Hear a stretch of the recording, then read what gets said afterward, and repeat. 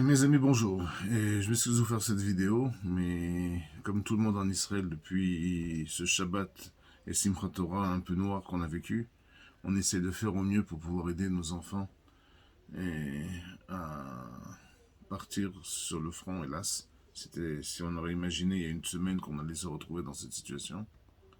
Et là, je suis en train de... J'ai accompagné mes trois garçons et mes deux jambes. Les hommes sont partis seuls, Shabbat. Mais mes trois garçons, aujourd'hui, ont été mobilisés chacun dans leurs unités. Et lorsque j'étais sur place pour aller les voir et leur apporter de ce qu'ils ont besoin, parce qu'ils sont venus, deux sont revenus de Routz-Laretz pour pouvoir pour partir, j'ai vu qu'il manquait quelque chose d'énorme. Alors c'est avec mes petits-enfants à la maison, ils étaient en train de parler avec leur père, et il est parti depuis Shabbat, et la batterie, ils sont sur le terrain, il n'y a pas d'électricité, et des fois quand ils ont l'électricité, c'est pour très peu de temps. Donc ce qu'ils ont besoin, Baruch Hashem, l'Am Israël leur donne de la nourriture, mais des quantités de quoi les rendre malades d'indigestion. Et moi, ce que j'essaie pour les militaires, essayer de faire avec Tikva, c'est leur apporter des batteries de téléphone. Donc j'ai réussi à récolter hier des batteries.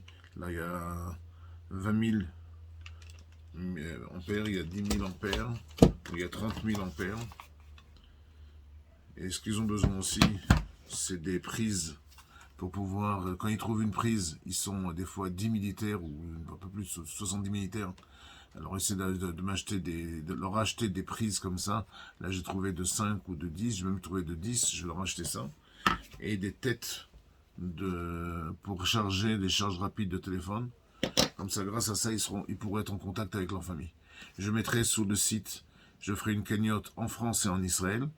Et les gens auront possibilité, et moi je m'engage de toutes les prises, tout ce que je reçois comme argent, j'achète en votre nom ces batteries de téléphone, ces prises électriques et ces têtes de rechargeurs, et je mettrai directement, puisque je voyage régulièrement, aussi bien dans la région sud que dans la région nord, je leur apporterai ce qu'ils ont besoin pour les unités, sur les militaires qui sont sur le terrain, qui font on appelle ça dans les chitrekinous, ce sont des champs où ils se mettent